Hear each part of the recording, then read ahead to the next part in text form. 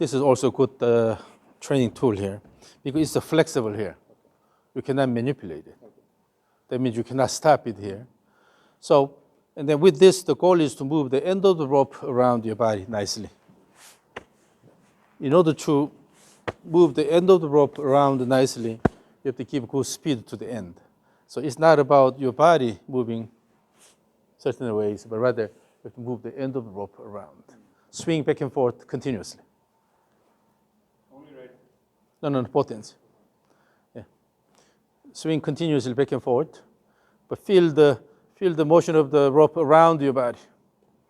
Feel the tension in the rope so that the rope does not get loose. Keep swinging, keep swinging. It should be fairly well straightened.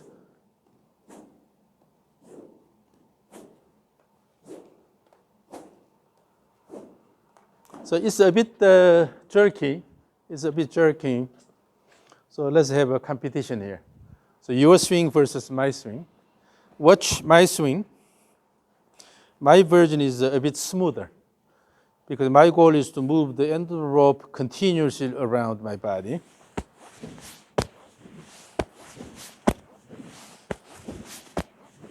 So I don't move the body that jerky. I only move the body to move the rope around.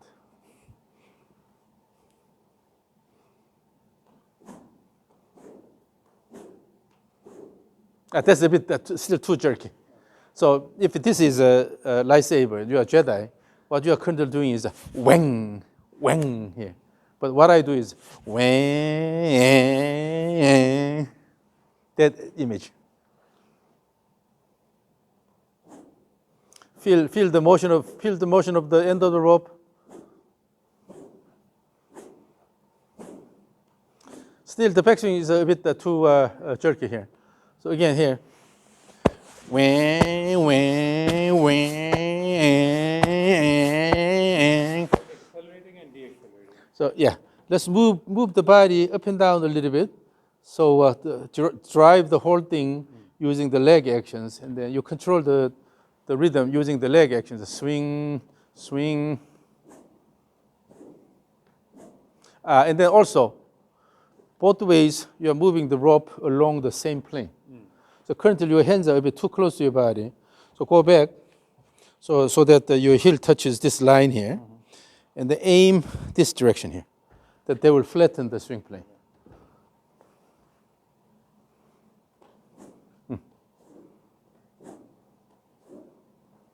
And then pay attention to the swing plane. You're moving the rope along. It should be consistent both ways.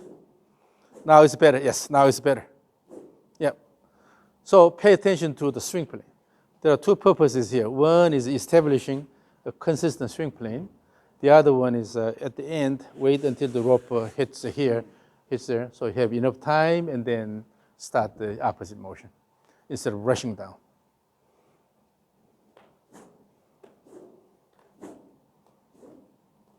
Now in the backswing, oftentimes the rope goes to this level here. It's because you start the flat here. When you go flat in the backswing initially, then the rope goes up here. So bring this in this direction here so that in one motion the rope goes around and they hit this here. So you have to be aware of your swing plane. Yep. Make the swing plane really simple and consistent. So at the end, if your body goes like this, it goes flat. It's a flat.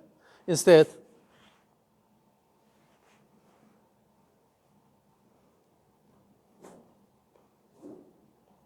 yes, that's better. It went down. Yes, better. Yes. So once you are aware of the plane you are generating, then you will be able to control the motion, on a consistent plane here. It's still a bit jerky here, but continuous motion. So again, instead of like this,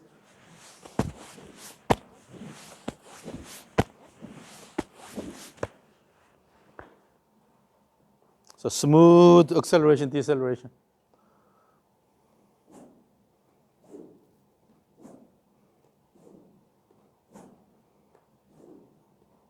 Yeah, so keep working on this. And the rope is an excellent tool for warm-up and also establishing a good swing plane so that the rope, in one action, the rope goes around and they hit here. When you throw, then in one action, the rope hits here. So with that, you can establish the swing plane. Wait until the rope hits your body and then start the opposite motion. That will give you a mature transition there. And then also when you swing, try to have a bit of a dancing motion here using the legs. Then once your legs are more engaged, then everything becomes a lot more rhythmic and it becomes easier. Because you don't have to just use these, rather the whole body, the legs are you're controlling this here. And then with the different devices, your club, the orange whip, or something like this, light stick, practice this with a trigger motion and then let it go, swing through, swing through, and develop this pattern so that you can do this kind of motion without even thinking. Always your body will move with the, move rhythmically here. So then so when I'm hitting now, I don't have the Trigger, yeah. right? So now when I'm stationary, Then your body shouldn't be completely stationary. Your body always have a fundamental rhythm like this, a slow, a small, step, step. Always you have this rhythm here. So even if you are stationary here, but still inside your head, you have a sort of a metronome.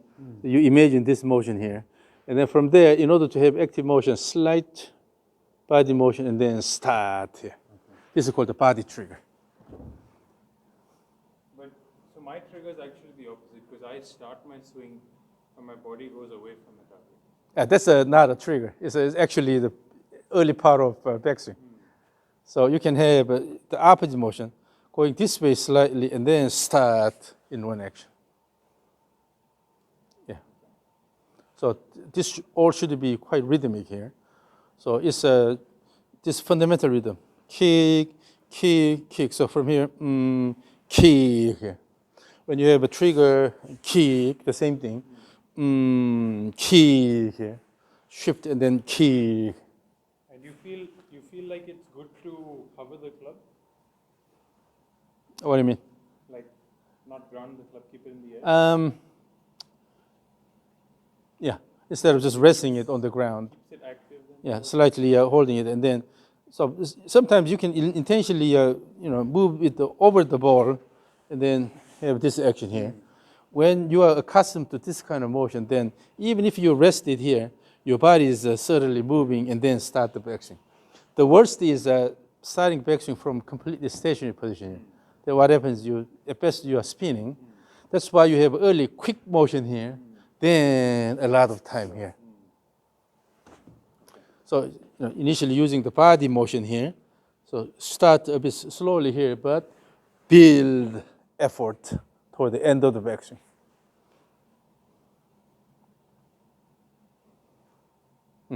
So when you practice this two-step swing, the stage 3 a lot, then you eventually develop that rhythm. Yeah. So you have to work on this for a while until you can do it without even thinking. When you walk, you can feel the rhythm here. Push, push. Always the leg pushes, push, the push, push.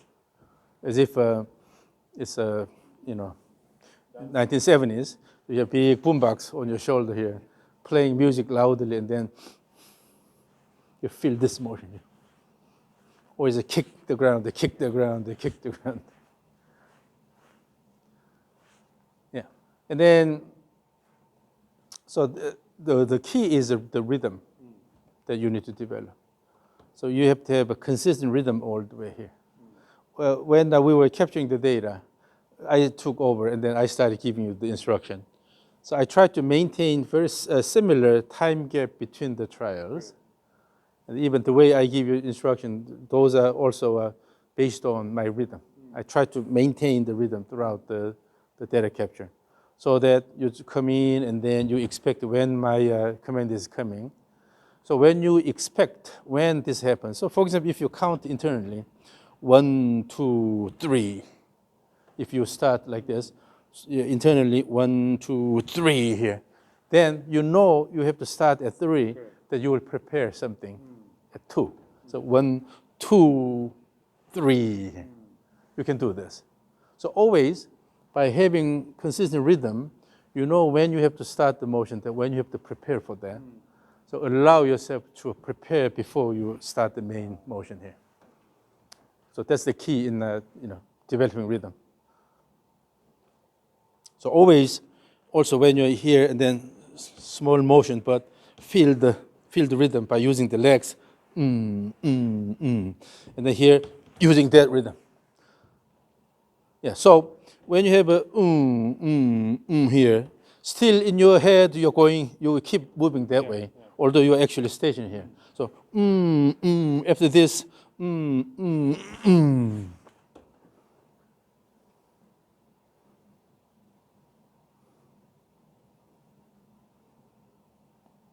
Yes. So when you keep working on the rhythm, your internal metronome is ticking all the time. Then you basically what you do at the T box here is all based on that clock here. And even if you hear feel this, and then even the time gap between your initial motion here, rhythmic motion, and then when you try to prepare for the shot, still that time gap is based on the same clock. Yes. So never start the backswing from completely stationary position. And then even if you have initial practice, and then the actual motion, so you have time gap, but that's always the multiples of the period you have, right? So go to the ball, but still internally it's ticking, and then the clock is always ticking, and then you are starting the motion based on that. So fundamentally develop good rhythm, continuous rhythm. You're always aware of that rhythm. And then or feel this, and then swing. So always, as Ben Organ did, swing, swing, swing. Then you say, keep going, swing, swing, So when the clock is always running, whatever you do is all based on the same rhythm. That makes sense. So that don't ever allow you to start completely stationary position here. Yeah. So that also you're saying that's the reason I start quick and then slow down. So when you are starting from a stationary position, it's really easy to quick turn like this. But then after quick turn, you have slow motion here. But instead, slow start here, and then you have to build the effort here toward the end of the backswing, rather quick motion and then slow motion here. When you have a quick initial motion, then followed by a slow motion here, then you have disconnect between the backswing and downswing. Which is what it feels like right now. It feels like there's a disconnect. So develop good fundamental rhythm.